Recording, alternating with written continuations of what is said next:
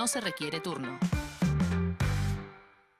Mi nombre es Estela Barnes de Carlotto, soy presidenta de Abuelas de Plaza de Mayo. Soy Buscarita Roa, abuela de Plaza de Mayo. Soy María Esther Landaburu, una tía que busca. Soy Claudia Poblete, nieta restituida. Soy Adriana Metz, encontré a mi hermano, el nieto 140. Juan Pablo Moyano. Manuel González Granada. Esteban Herrera, hermano que busca. Encontré a mi nieta en el año 2000. Conocí a mi abuela Buscarita. Recuperé mi identidad en el año 1983. Mi hermana estaba embarazada de 7 meses y medio cuando fue secuestrada. Mi hermano y mi cuñada esperaban un bebé para julio-agosto de 1976. Restituí mi identidad en el año 97. A mis 37 años me enteré que mi mamá estaba embarazada cuando la secuestraron. Estoy con mis compañeras buscando a los nietos robados por la dictadura cívico-militar. Hemos encontrado muchos, pero faltan muchos más. Comunicate con Abuelas de Plaza de Mayo ingresando a www.abuelas.org.ar. La Gráfica y Voz. Tu sonido. Nuestro sonido.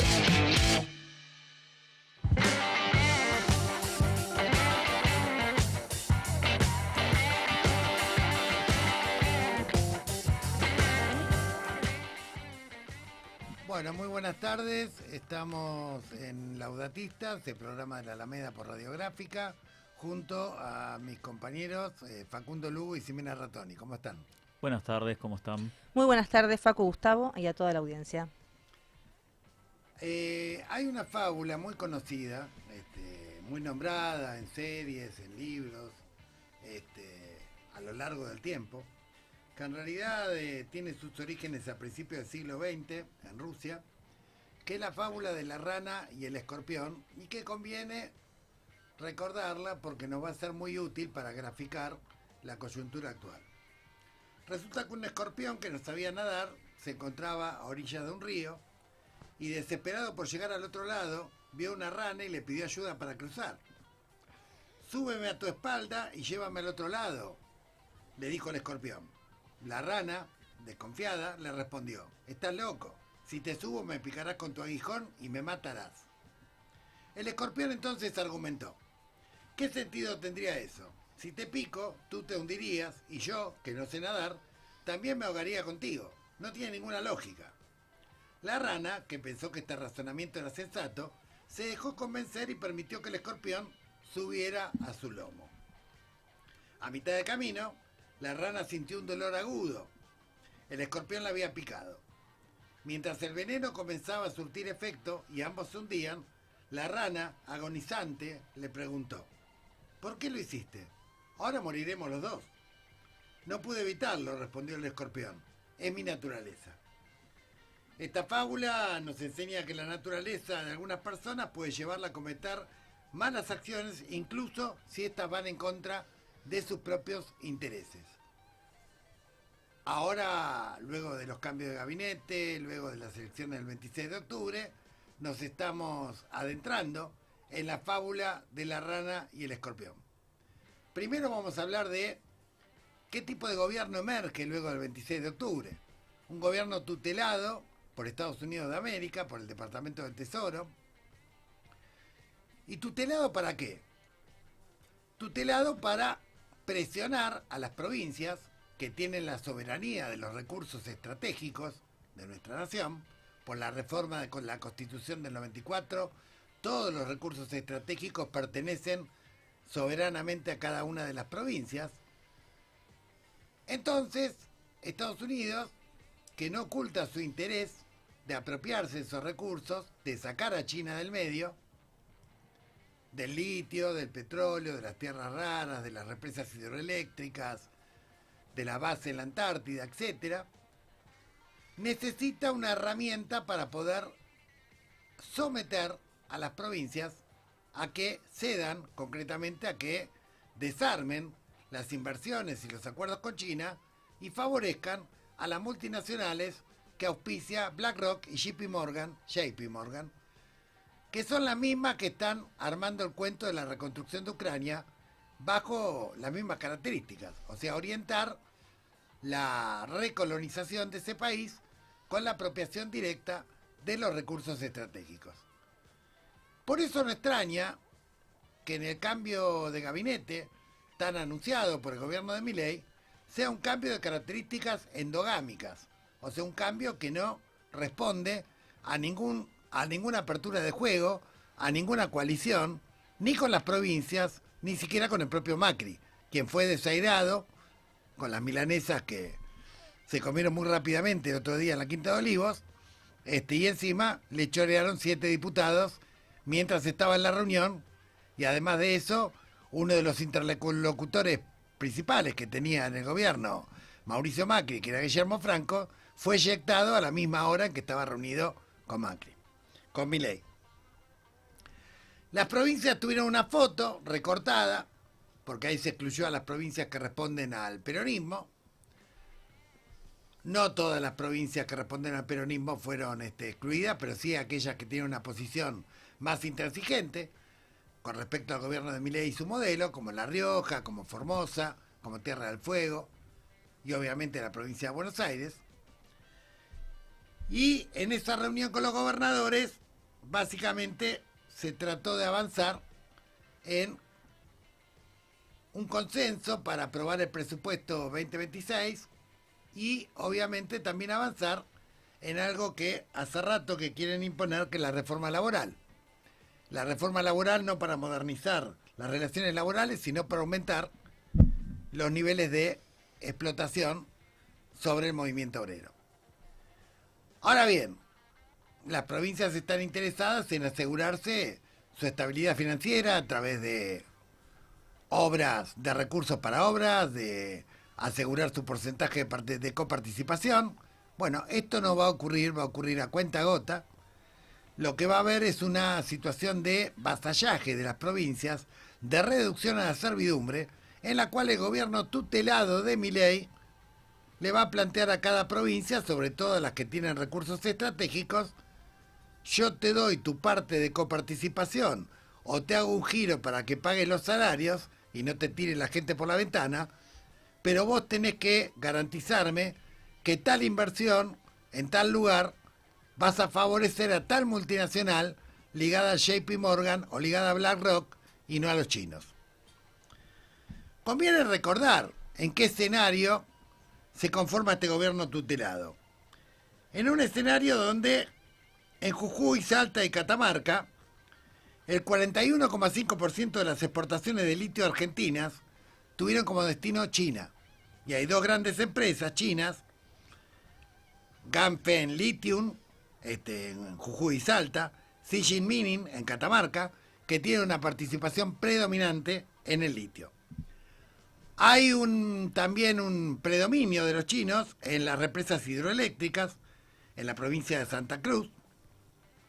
Ahí está la construcción de las represas Néstor Kirchner y Jorge Zepernik sobre el río Santa Cruz, y este proyecto es financiado mayoritariamente por capitales chinos. En el petróleo hay inversiones significativas de los chinos en Neuquén, Vaca Muerta, en Chubut y en Santa Cruz. La empresa estatal china National Offshore Oil Corp posee el 50% de Bridas Corporation, que a su vez tiene el 50% de Pan American Energy Group, una de las mayores petroleras privadas de Argentina, con operaciones en las principales cuencas hidrocarburíferas del país. Y también hay obras de infraestructura que se están desarrollando en otras provincias, sumado a proyectos de exploración en tierras raras.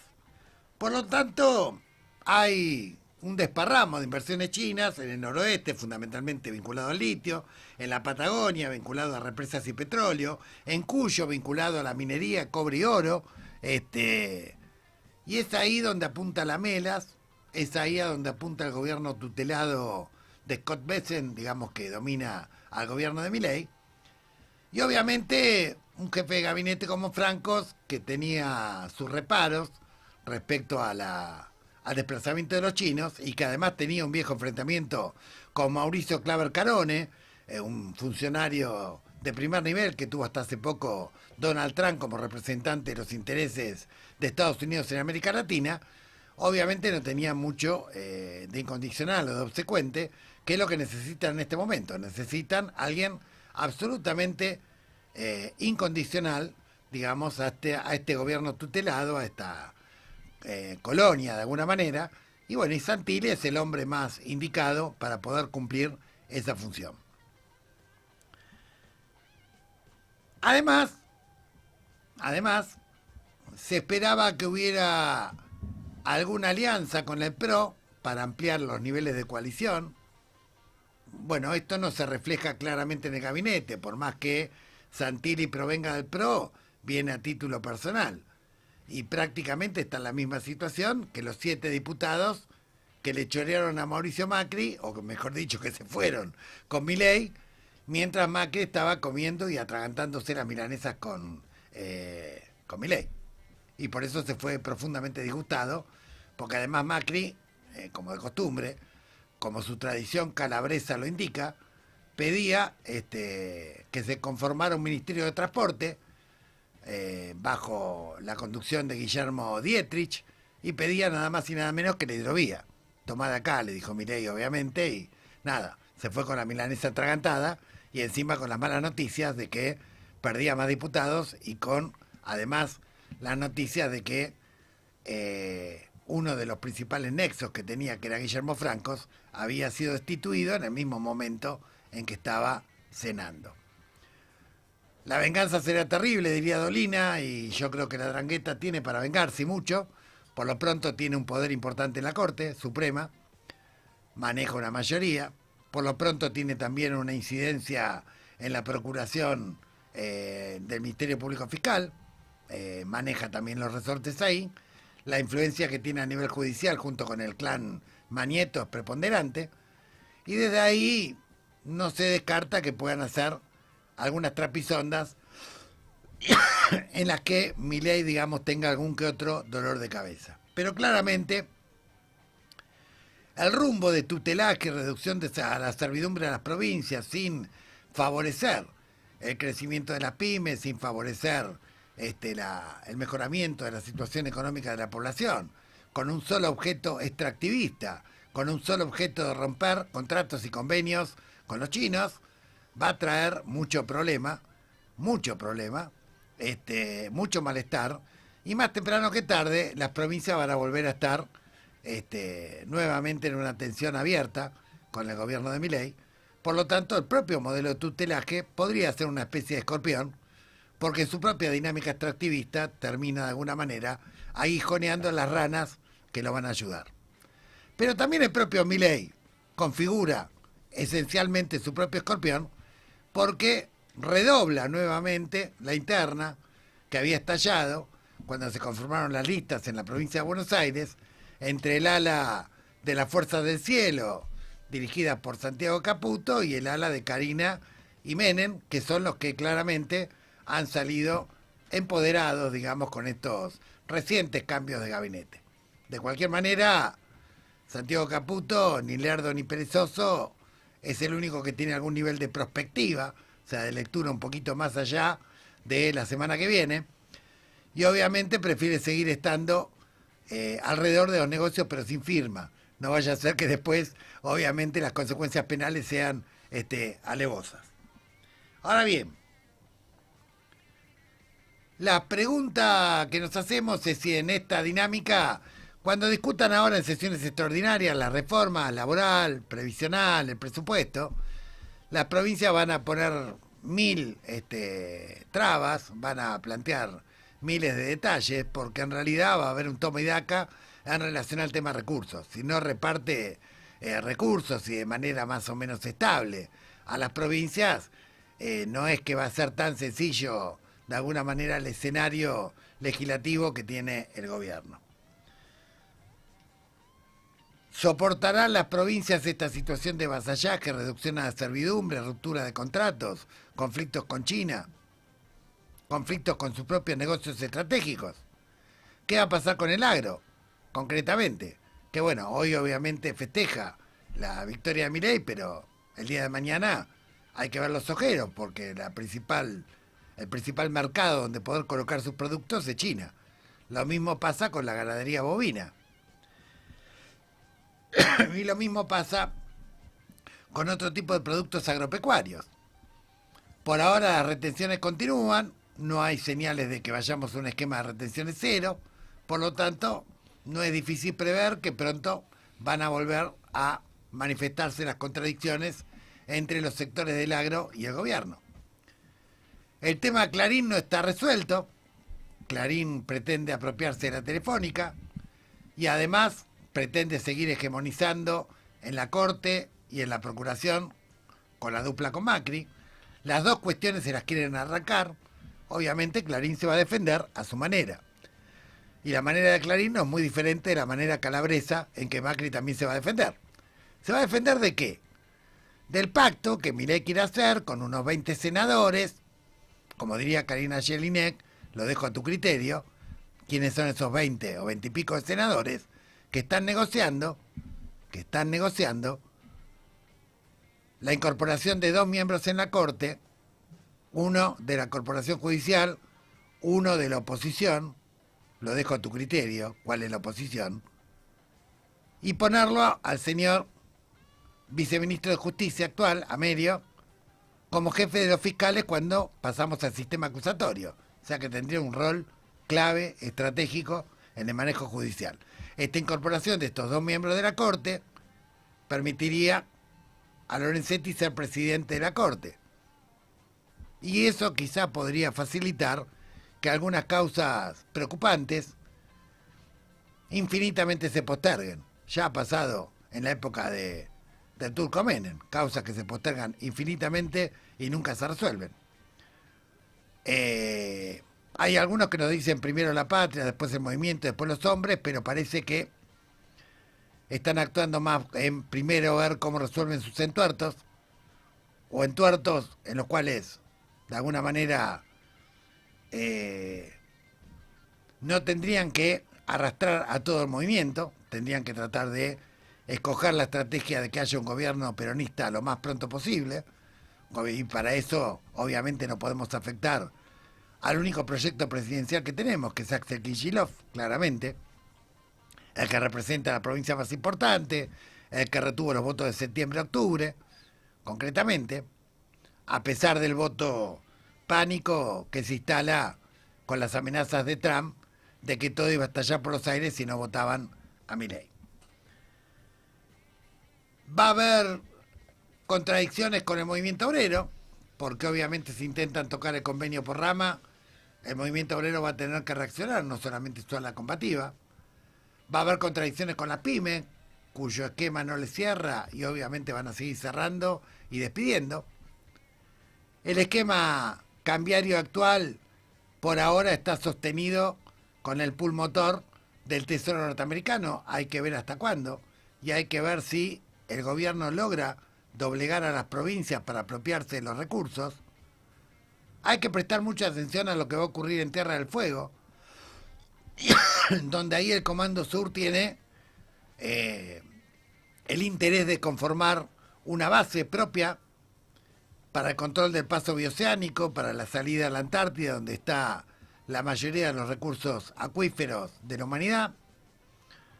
Bueno, ahora se juegan un montón de cuestiones soberanas en juego, que las provincias primero las van a tratar de asfixiar desde el punto de vista de la coparticipación, desde el punto de vista de su administración económica, para tratar de someterlas a la servidumbre. ¿Hasta cuándo durará este vínculo de vasallaje?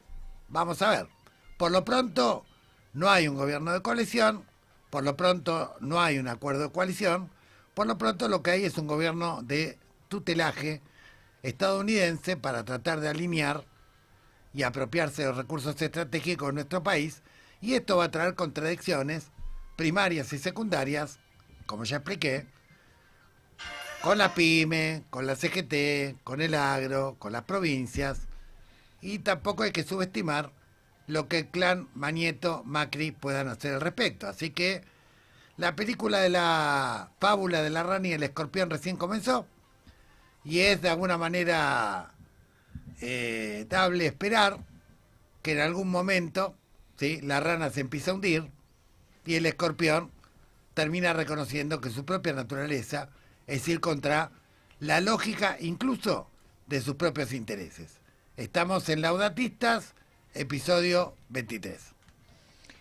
Muy bien, volvemos al piso. Bueno, muy importante los planteos que haces y también pensaba, así como el gobierno está resolviendo desde la endogamia la cuestión de cómo organiza el gobierno del tutelaje, lamentablemente la oposición y nuestro campo también está un poco inserto, ¿no?, en una discusión medio endogámica, y creo que todos se quieren convencer de que el pueblo votó que lo pasen por arriba, y la verdad que el pueblo no votó que lo pasen por arriba, ¿no? Entre estas contradicciones que planteabas, la extorsión de Estados Unidos y la ausencia absoluta de una propuesta de vida futura y feliz de nuestro pueblo por parte de los que dicen oponerse, todos se quieren convencer de que esto es lo posible, y la verdad, toda persona que fue a votar en las anteriores elecciones, haya puesto el voto donde lo haya puesto, votó para que esto sea mejor, para que su vida sea mejor, para que su familia viva con dignidad. Nadie votó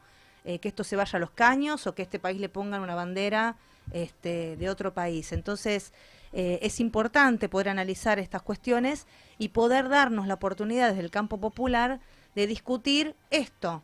¿Hay dos imperios en pugna? ¿Podemos jugar nosotros en función de nuestros intereses? ¿Qué nos conviene con cada uno? ¿Tenemos recursos naturales para explotarlo? ¿Podemos hacer en términos de nación y no de saqueo y de expoliación? Bueno, hay una cantidad de cuestiones. ¿Hay que modernizar las relaciones laborales? Estoy muy a favor. Pero cuando te dicen modernizar, la propuesta más moderna que te tiran sobre la mesa ya era vieja en 1904. Entonces, la tecnología avanzó sobre las relaciones laborales, por supuesto. Aumentó la productividad, por supuesto. Hay mucha gente sin laburo, por supuesto. Hay que laburar más o menos cada persona.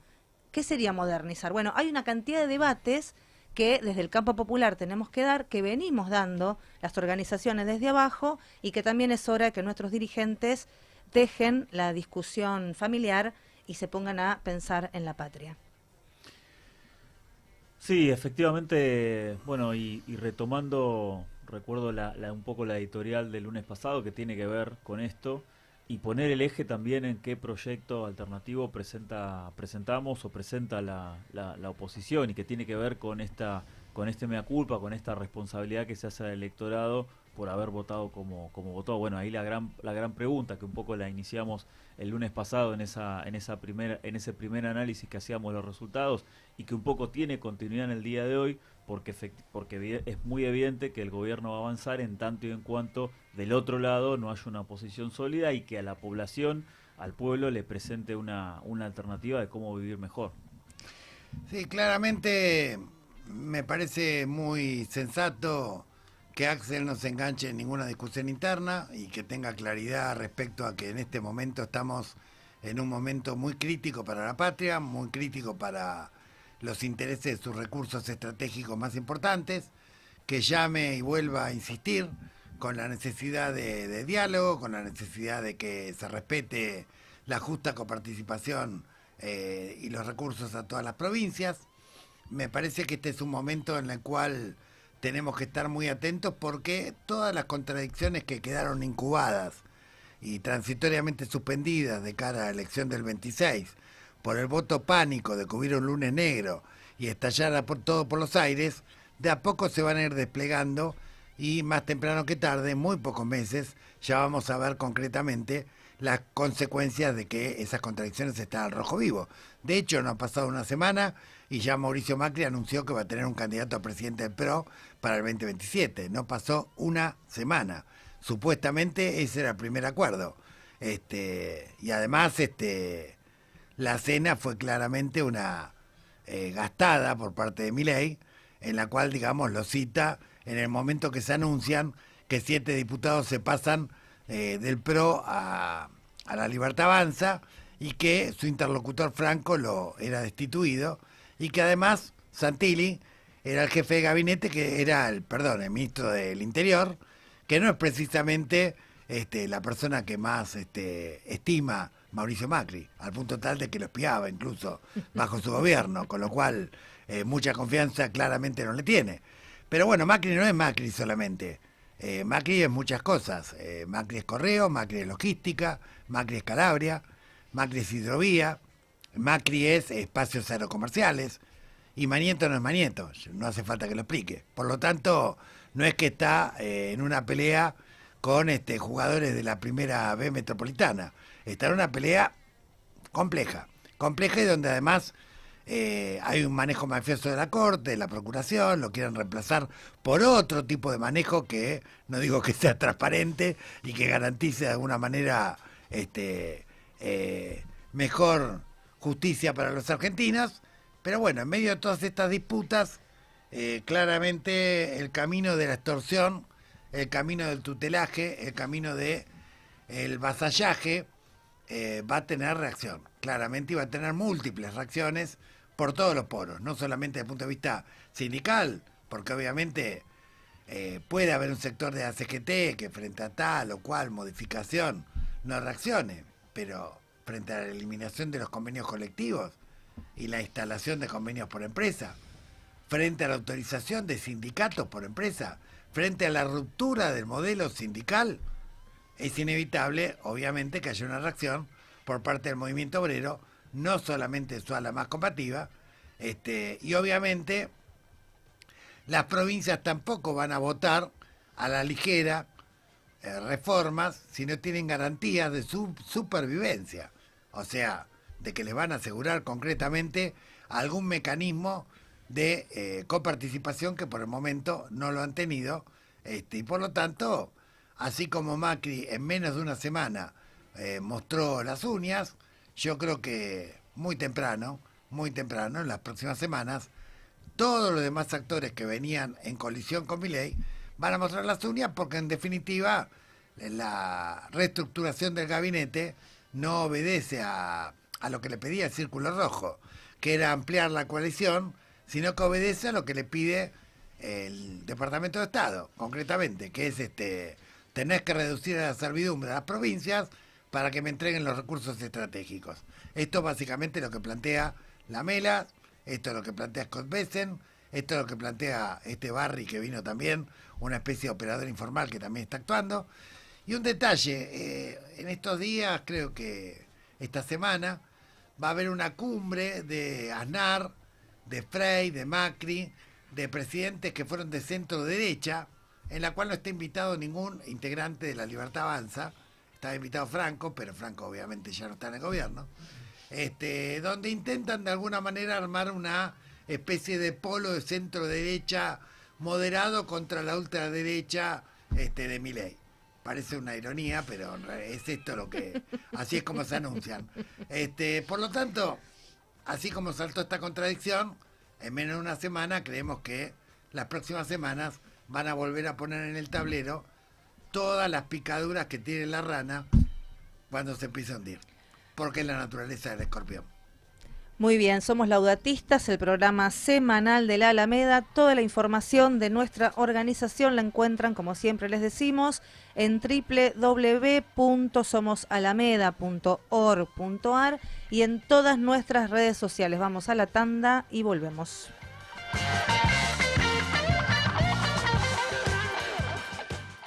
Radiográfica. 20 años. 20 años construyendo comunicación popular. 20 años sonando a Radiográfica. Para que nadie te diga lo que tenés que escuchar, para que nadie nos diga lo que tenemos que decir, sumate a la comunidad radiográfica. Federación del Personal de Vialidad Nacional. En las rutas nacionales, dignificando al trabajador y trabajadora vial. La Gráfica, FM 89.3. Suena la comunicación popular.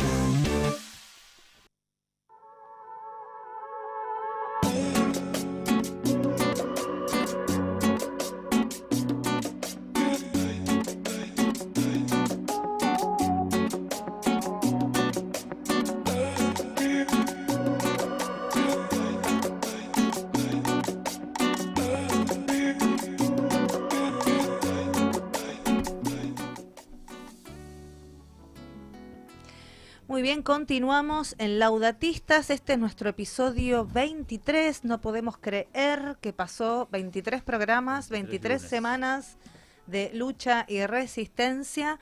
Es el programa semanal de la Alameda que transmite en vivo los lunes de 13 a 14 horas por Radiográfica FM 89.3 para quienes están en la zona del AMBA, preferentemente Capital y Zona Sur, y por supuesto en el YouTube de la radio. Ya tenemos conectado a nuestro invitado de hoy para abordar un tema, un cambio de tema, si se quiere, alrededor de una problemática que nosotros abordamos mucho en lo nacional, pero que tuvo un episodio internacional bastante complejo. Así que, si querés, Gustavo, presentar al invitado, ya está en línea. Sí, es especialista en temas de narcotráfico, criminalidad organizada, diputado, un activista antimafia muy importante, muy reconocido, el compañero Carlos de Frade. ¿Cómo estás, Carlos? Buenas tardes. Acá estamos en Laudatistas, el programa de la Alameda.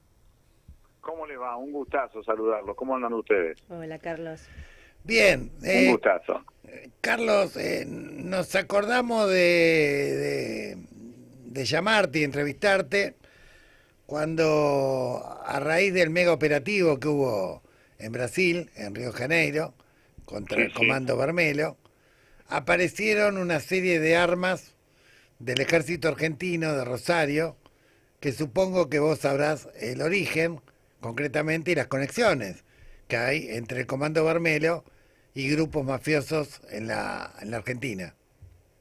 Sí, en realidad lo que tiene que ver acá es la exhibición de dos de los principales conductos, dos de las principales arterias que tiene el sistema capitalista, que son 5, el petróleo, la venta de armas, medicamentos, narcotráfico y trata de personas. Acá se exhiben de forma brutal 2 de ellos, como son la venta de armas, el contrabando de armas y el narcotráfico. Esto estaba vigente en América del Sur desde la primera mitad de la década del 70 en adelante. En la Argentina esto se inaugura con un cargamento que habilitan las dictaduras de Banzer de Bolivia y Videla en Argentina a través del puerto de Rosario en la zona franca de Bolivia el 24 de abril del 78. Eso habilita la exportación de cocaína a distintos lugares de América del Sur por el río Paraná.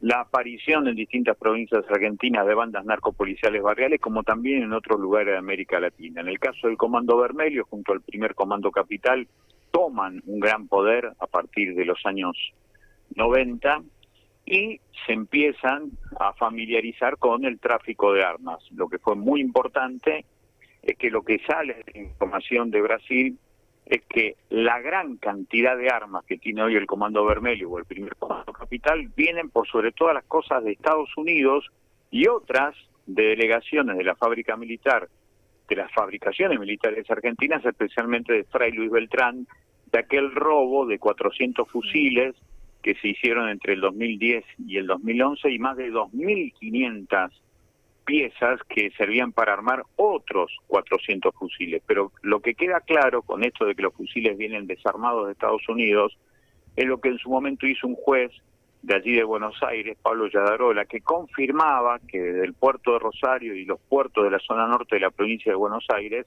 y del sur de la provincia de Santa Fe salían estas partes, los fusiles separados en partes que venían de Estados Unidos y de Alemania, confirmando que esa es la raíz de un negocio que, insisto, tiene muchísimas décadas. Después, las otras particularidades, como en varias ocasiones las distintas delegaciones de la Justicia Federal en la Argentina determinaron que el Comando Vermelho tenía contactos con distintas organizaciones, entre otras, una que apareció en el año 2011 que vinculaba a cierto sector de los monos, de acá de Rosario, con parte de la banda del Comando Vermelho, justamente para traer armas al revés, de allá para acá. Así que esto es una historia, insisto, que tiene varias décadas y que marca cómo el capitalismo funciona de arriba hacia abajo y generalmente, como siempre sucede, se castiga por abajo. Y en el caso de los 2 episodios de 2011-2015, de robo de armas, de municiones, ¿qué logró investigar la justicia o qué logró esclarecer la justicia al respecto? 5 militares argentinos de la fábrica militar de Fraile y Beltrán, que está acá nomás al norte de la ciudad de Rosario, yo te diría en 20 kilómetros. Allí se determinó que ellos fueron corresponsables de no generar los controles de armas. Terminó con eso, igualmente se lo terminaron sobreseyendo, pero claramente esto tenía un antecedente en lo que fue el tráfico de armas durante el Menemato, te acordarás con seguridad, Sí, claro, en lo que fue la guerra de Croacia por un lado y aquel enfrentamiento de Ecuador que tuvo en su momento con Perú, y que significó para el Menemato toda una cuestión muy simbólica de cómo funcionaban desde el Estado los nichos de corrupción de los conductos de tráfico ilegal de armas. Eso, insisto, se habilitó fundamentalmente a partir de las dictaduras en América Latina. Tenían, como siempre, dos cajas, una caja legal y una caja ilegal, y esos ductos, esas formas de exportar desde cocaína a armas, siguen vivos, siguen vigentes hasta nuestros días. Y ahora, más allá de la condena a estos 5 militares, es obvio que estamos hablando del eslabón más bajo, que había sectores más... Sí, claramente. Sí, sí, es como acusar al cocinero filipino que... Igual salieron sobreseídos, claro. Claro, en 500 kilos de cocaína y la culpa la tenía el cocinero filipino. Pero lo cierto es que efectivamente es así, por eso siempre nosotros decimos que es muy importante hacer esta observación. Una cosa es lo que pasa por abajo, otro lo que sigue ocurriendo permanentemente por los flujos de dinero, estos grandes negocios que alimentan los bancos, y en los bancos ni el día del arquero va a haber un allanamiento sobre el dinero del contrabando de armas o el narcotráfico. Tal cual. Claro, claro. Ahora, segunda pregunta, ¿cuál es tu reflexión sobre este mega operativo en Río de Janeiro? ¿Es efectivo? ¿Sirve? ¿Es circo? Y tiene un poco de todo. Igualmente fue muy importante escucharlo y leerlo a Lula después de este operativo, porque este operativo fue ordenado por el gobernador de Río de Janeiro, que es un hombre de Bolsonaro, justo en la misma semana en donde Trump hablaba, celebrando el triunfo de Milei en la Argentina, que él se iba quedando con varios países de América Latina en dos coordenadas, decía Trump, por un lado lo económico y del otro la cuestión de las drogas.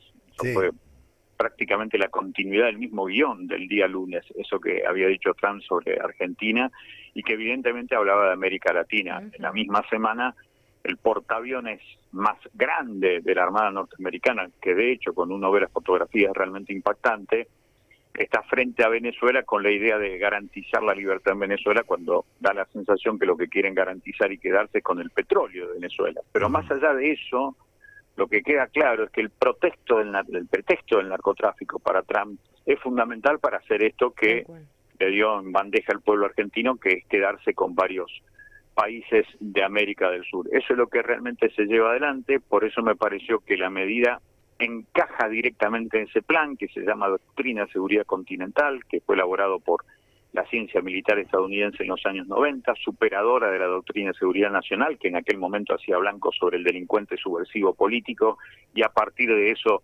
sobre algo que hoy se habla en toda América Latina, que es el narcoterrorismo.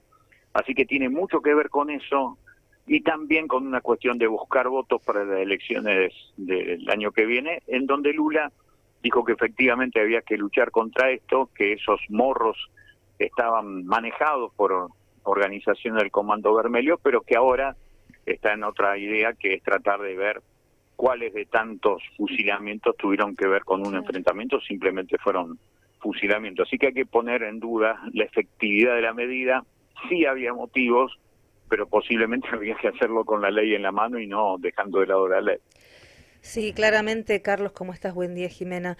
Claramente, Hola, Jimena. Cuando te ponen más de 200 muertos, entre ellos jóvenes, algunos con tiros en la nuca, otros decapitados, claramente daría la idea de algo más que un exceso, ¿no? Daría la idea de otra cosa, pero me parece Como interesante. una operación de terrorismo o de contraterrorismo, si querés.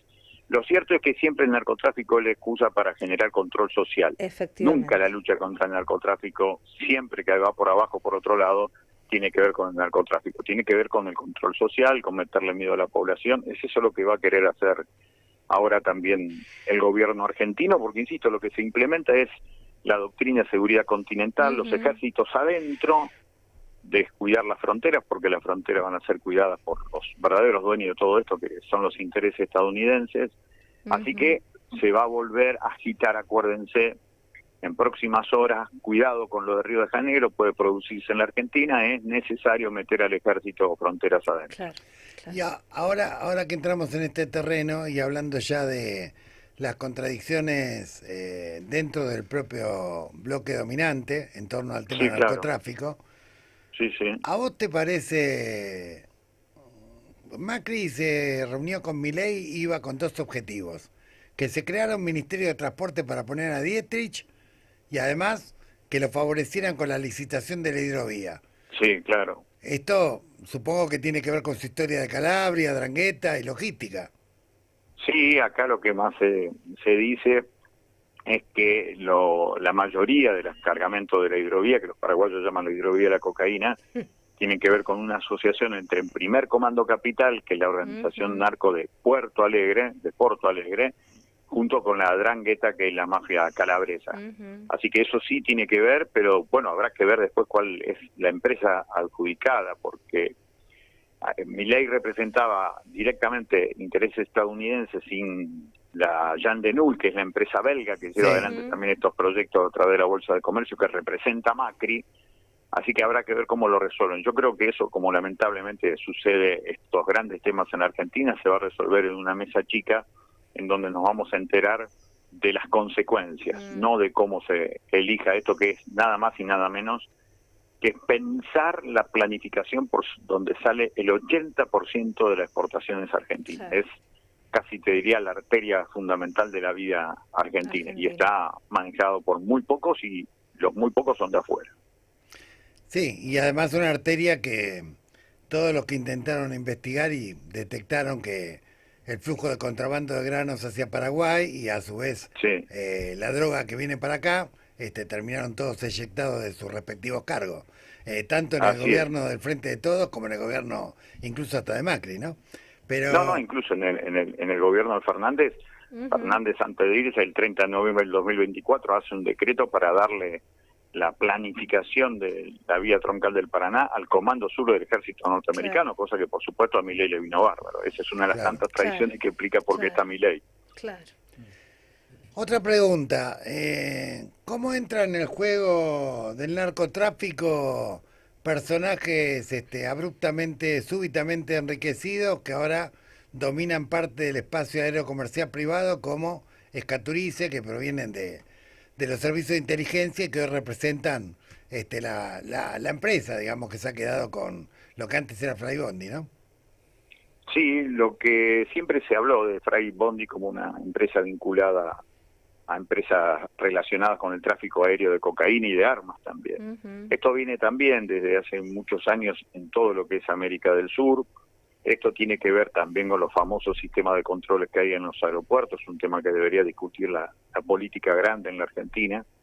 Así que esto entra como un medio logístico más de la manera que se introducen estas mercaderías, que insisto, la principal finalidad de llegar a la Argentina es la exportación especialmente a Europa, a África y Asia, que son los principales lugares, como lo volvió a decir en el último informe Naciones Unidas el 26 de junio, cuando publica el informe sobre la lucha contra el narcotráfico en el mundo, y lo vuelve a marcar a la Argentina allí como un elemento preocupante por lo que significa como una gran plataforma de exportación. Y la última pregunta que te hago, Carlos, agradeciéndote todos los conocimientos que nos estás compartiendo. Gustavo, muchas gracias. Sí. Bueno, primero, ¿qué nivel de promiscuidad existe hoy entre el Estado y el narcotráfico, o entre los estados provinciales, nacional y el narcotráfico? ¿Y qué vinculación tiene con el financiamiento de la política? Porque evidentemente lo de Esper no es un caso aislado, es la punta del iceberg de un fenómeno que a nosotros nos parece hasta transversal y generalizado. ¿Qué opinas al respecto y qué medidas serían adecuadas empezar a tomar para tratar de reducir de alguna manera las consecuencias de el crecimiento de la mafiosidad y los micronarcoestados que van pululando por los diferentes territorios ante un Estado que deserta de alguna manera o que deja de cumplir con sus funciones básicas? Sí, en primer lugar, la cuestión del financiamiento político, si no lo hace el Estado, siempre va a ser un lugar para lavar dinero. Entonces me parece que el financiamiento político tiene que estar en manos del Estado y que después queden bien claras cómo va a ser la continuidad de ese financiamiento. Mientras eso no exista, la política va a ser absolutamente proclive a ser colonizada al servicio de intereses espurios. La Argentina tiene varias marcas, esto que yo te contaba del 78 en adelante, Videla y Banzer directamente vinculado con el desarrollo del narcotráfico en América del Sur, pero absolutamente conscientes de eso. Después el caso más claro antes del Desper es de Monser Alcázar, que en los años 90 era casi un embajador plenipotenciario de la Argentina, era el marido de Amira Yoma, secretaria de la Presidencia de la Nación, y que era un contrabandista de armas y de narcotráfico, y estaba en la Casa Rosada. Acá lo que queda claro es que Esper, trabajando para Freddy Machado, el abogado de Machado es el mismo abogado que el presidente de la Nación, Milei. Es decir, el narcotráfico está en la Casa Rosada, hoy, en la Argentina. Hoy, como estaba antes también. Son nichos de corrupción que llegan hasta los niveles más altos del Estado para garantizar, por sobre todas las cosas, el lavado de dinero del narcotráfico. Eso me parece que es una cuestión esencial mirarlo, porque si no siempre estamos discutiendo lo que pasa en las villas miserias y no lo que pasa en las altas esferas, en donde realmente se maneja el narcotráfico. Así que lo que me parece que lo que hay que hacer es tratar de dar la mayor información posible para que nuestro pueblo sepa que detrás de lo que aparece en las cuestiones informativas, más que una ausencia del Estado, yo siempre digo que esa es una narcosoncera, no es que el Estado está ausente, sino que está presente de forma corrupta, que es otra cosa. Porque tenés una escuela, un centro de salud, obra pública, es el Estado de forma virtuosa, pero también tenés el Estado de forma presente, pero corrupta, cuando en un patrullero, dos muchachos, en lugar de laburar para darle el servicio público de la seguridad a la gente, terminan laburando para las bandas narcopoliciales barriales. De eso de lo chiquito para arriba es la colonización del Estado al servicio de lo que vos bien decís, la mafiosidad en sus distintos aspectos. Bueno, Carlos, te agradecemos mucho. Seguramente te vamos a volver a contactar porque lamentablemente la realidad de la penetración del narcotráfico en la Argentina sigue siendo importante y no dudamos que haya otros episodios en los cuales haya conmoción también popular. Muchas gracias por haber compartido tu enfoque, tu análisis y bueno, y te contactaremos próximamente. Cuando quieran, un abrazo muy grande, muy amable. Gracias, Carlos, muchas gracias. Hemos conversado con el compañero Carlos del Frade, entre otras varias cosas, es exdiputado provincial por la provincia de Santa Fe. Nos quedan unos poquísimos minutos, yo les voy a robar solamente uno de ellos antes de pasar a ya ir concretando con nuestra audiencia lo que habíamos anunciado, que tiene que ver con la presentación en términos federales del libro La amistad no se negocia, pero para los compañeros, compañeras, amigos que están en Capital Federal y tienen ganas de compartir un momento de unión, comunión, esperanza y verdadera libertad, este sábado 8 de noviembre a partir de las 20 horas vamos a realizar en la Alameda el volumen 2 de la jornada Chimichurri, Bancando los Trapos. Es una jornada de arte y cultura, de la cual estamos participando la Alameda, los compañeros de AMIBA, la Asociación de Músicos Independientes de Buenos Aires, los compañeros de Cabeza de Mug y los compañeros y compañeras del Club Unido Antifascista. Va a haber exposición de artes visuales, va a haber una feria artesanal, va a haber música en vivo, va a haber narración y poesía y también va a haber instrumentos para que compartamos una zapada, todos aquellos que estén presentes, compartiendo un vinito, un fernet, una gaseosa, una pizza, una empanada, puedan también tocar y hacer una jornada entre todos. Buffet baratito. La dinámica es que el que sabe tocar agarra puede y toca. agarrar. Bien. Zapada instrumental, y de ahí suelen salir las cosas mejores, ¿viste? Las que no están muy ensayadas las más interesantes suelen ser las mejores. Es un espacio de encuentro, compañeros, compañeras, un espacio de acompañarnos y un espacio cultural para la resistencia. Es este sábado, 8 de noviembre a las 20 horas, en nuestro centro comunitario. Obviamente el buffet es muy accesible y lo que recaudamos, como siempre, es para sostener el centro comunitario, la Alameda, donde funciona un comedor de lunes a sábado y una cantidad de actividades para el barrio. Esto es en La Carra y Directorio, frente al Parque Avellaneda. Muy bien, y el 12 de noviembre en la Casa de la Cultura en Orán estaremos presentando el libro La amistad no se negocia, correspondencia inédita del Papa con un amigo militante de las periferias. El autor es quien les habla. El libro es de 300 páginas, tiene 8 partes, 30 capítulos, en los cuales hay más de 500 cartas, digamos, de Francisco sobre diversos temas que tuvieron que ver con su magisterio. La casa común, narcotráfico, la lucha contra la trata, migrantes, refugiados, comunidad organizada, temas de discernimiento, los viajes, las guerras y las distintas miradas que Francisco tuvo sobre los diferentes gobiernos argentinos que atravesó bajo el último periodo de Cristina, bajo el gobierno de Macri, luego el Frente de Todos e incluso el primer año y pico de Milei, que también de alguna manera lo tuvo a Francisco también como testigo y también interviniendo. De hecho recibió al presidente allá por febrero del 2024. El libro se va a presentar en Orán, en Pichanal, en Irigoyen, en Salta Capital y en San Salvador, en lo que va a ser la segunda semana del mes de noviembre. Y luego retornaremos a Santiago, Tucumán y Catamarca. Esa va a ser la segunda parte, siempre en el NOA.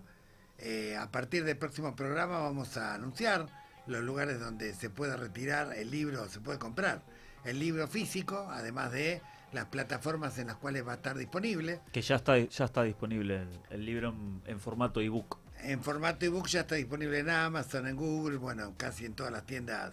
Y además se va a presentar obviamente en la Feria del Libro en abril del año que viene. Así que bueno, como les dije, muy importante de alguna manera reflexionar en estos tiempos sobre los consejos y sobre la sabiduría que Francisco nos dio.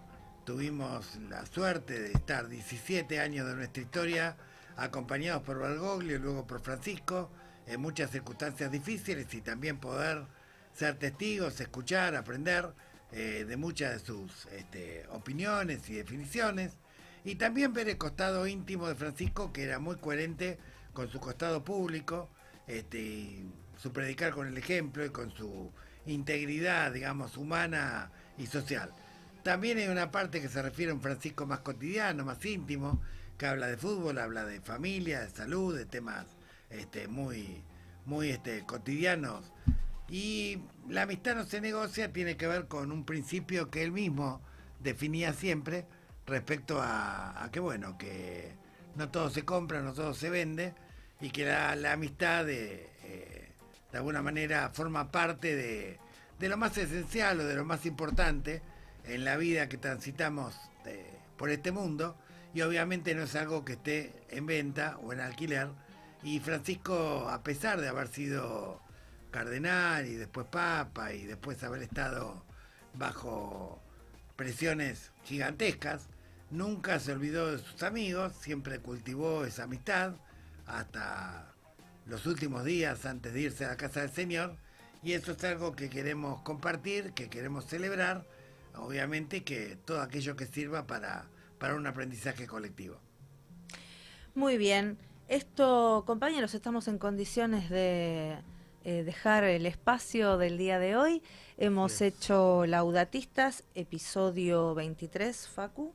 No, simplemente estaba pensando que muy breve respecto del libro, que es una propuesta para la militancia en particular, más pensando en estos tiempos, de parar un poco la pelota y pensar un poco en profundidad, que es algo que hace mucha falta, y más viendo el escenario, salir un poco de la rosca, de los análisis más coyunturales y pensar un poco en profundidad, ¿no? Muy bien. Bueno, nos vemos el próximo lunes. Así es. Gracias, Male Coelho, en la operación. Nos vemos el próximo lunes, 13 horas por Radiográfica.